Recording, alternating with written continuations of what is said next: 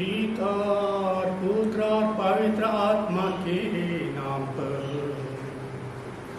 आमीन। प्यारे भाई और बहनों, वर्ष का 27वां इतवार आप सबों को प्यारे भाई और बहनों जय यीशु। हम वर्ष के 27वां इतवार में और 27वें सप्ताह में प्रवेश कर रहे हैं। हालेलुया। आज का प्रभु वचन हबक्कुक पहला अध्याय का पहला 2 से 3, 4 से दूसरा अध्याय का 2 से 4, तिमोथी का पहला तिमोथी 6वां अध्याय का 8, 13, 14 तथा संत लूकस का सुसमाचार 17वां अध्याय 5वां लाइन से 10वां लाइन के वचनों पर मनन चिंतन के लिए पवित्र कलीसिया हम सबों को आमंत्रित करती है। हालेलुया। चिंतन करने और इन वचनों से अपने जीवन के लिए संदेश लेने के लिए आमंत्रित करती है। मैं दोहराता हूं प्यारे भाई और बहनों, हबक्कुक के द्वारा दिए गए वचनों का संदेश ऐसा है कि धर्मी के धैर्य का प्रतिफल तब मिलेगा जब वह धर्मशील होकर के परमेश्वर पर विश्वास करेगा और अपने मन में ईश्वर का दर्शन कर पाएगा। दुख तो आती है, पर मानव जाति के सभी दुखों का हरण प्रभु करेगा, ऐसी बात है। आज के अंतर भजन का स्तोत्र भी कहता है कि प्रभु सब दलितों को, सब कष्ट झेलने वालों को और सभी प्रकार के दुख सहन करने वालों का उद्धार करेगा। हालेलुया। अतः हमें इस वरदान के लिए, इस कृपा के लिए आनंद मनाना चाहिए। आज के दूसरे पाठ तिमोथी के नाम संत पौलुस का पत्र सही और स्पष्ट कहता है कि जो कृपा आपको, हमको ईश्वर के द्वारा दिया गया है उसे अपने जीवन में बरकरार रखना चाहिए, क्योंकि ईश्वर ने हमें भीरुता का नहीं बल्कि सामर्थ्य का, प्रेम का तथा आत्म संयम का मनोभाव प्रदान करेगा। हालेलुया। और मनोभाव प्रदान करता है और किया है, और इसलिए हम ना तो आप प्रभु के विश्वास में तनिक भी नहीं टलना चाहिए। प्रभु का साक्ष्य देने में हमें नहीं लजाना चाहिए, और न ईश्वर कहता है मुझसे ईश्वर पर भरोसा रख करके सुसमाचार के लिए कष्ट सहते जाना चाहिए। Hallelujah, hallelujah, hallelujah.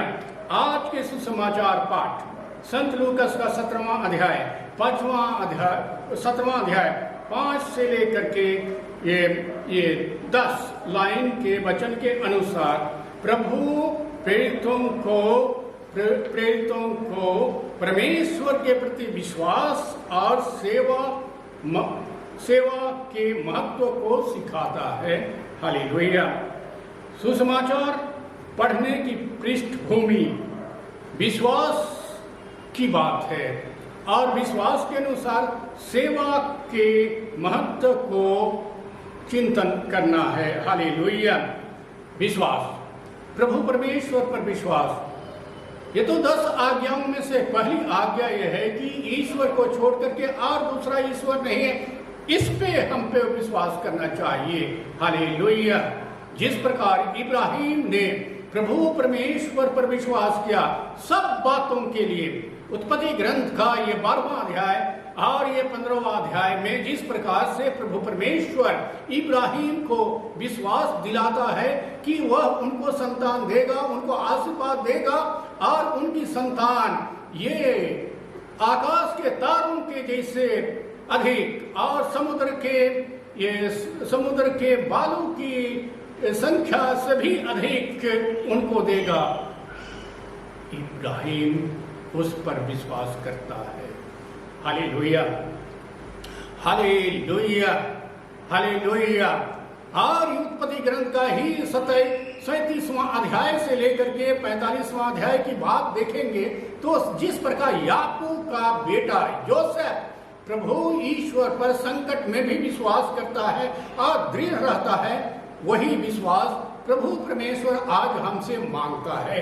हालेलुया। नया नियम में देखते हैं जिस प्रकार से विश्वास के द्वारा लोग चंगा होते हैं, बीमारियों से चंगा होते हैं।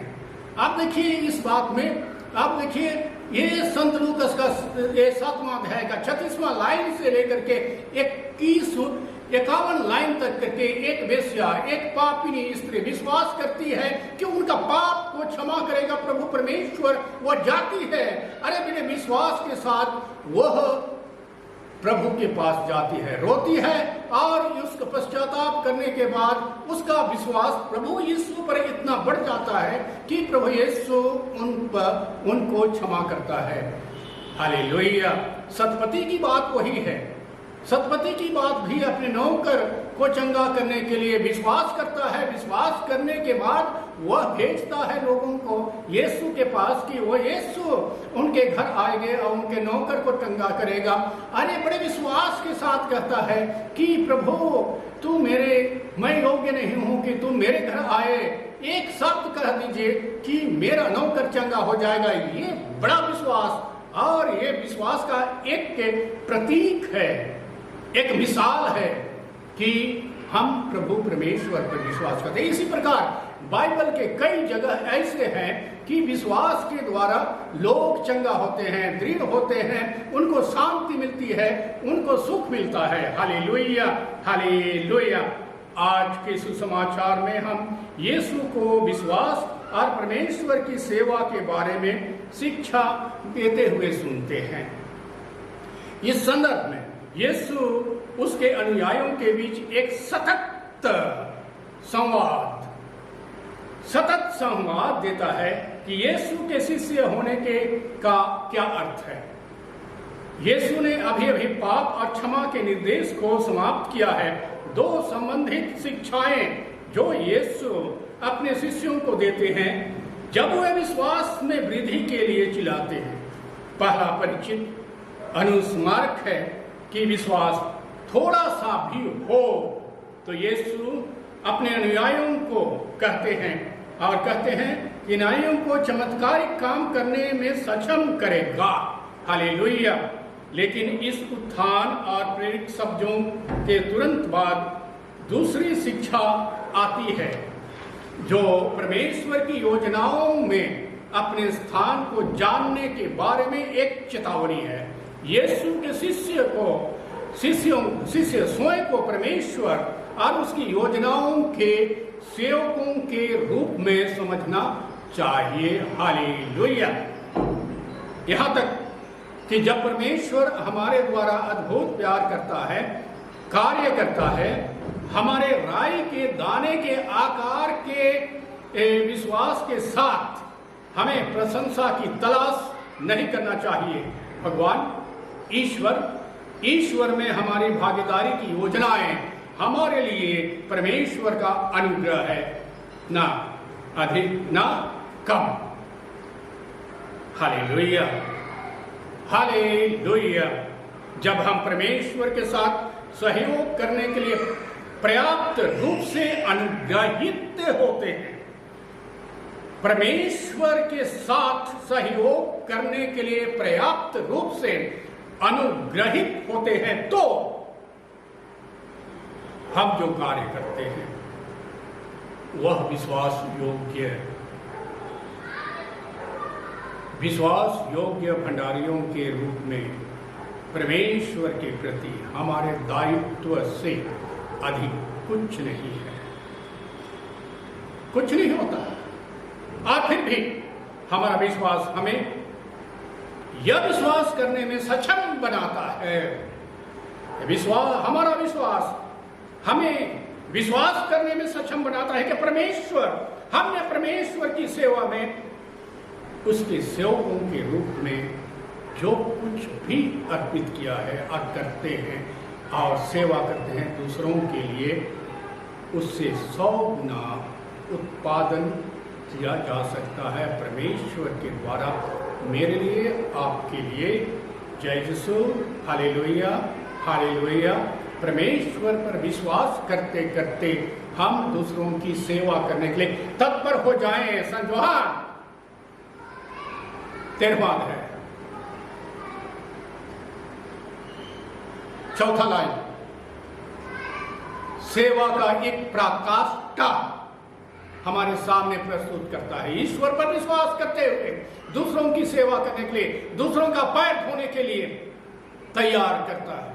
और वही हम कहें, ये भला समारी के जैसे हम उनकी सेवा करें, चाहे हम उनके लगते हो या नहीं लगते हो, उनके रिश्तेदार लगते हो या नहीं लगते हो, उनके जाति में होने हैं या नहीं हैं।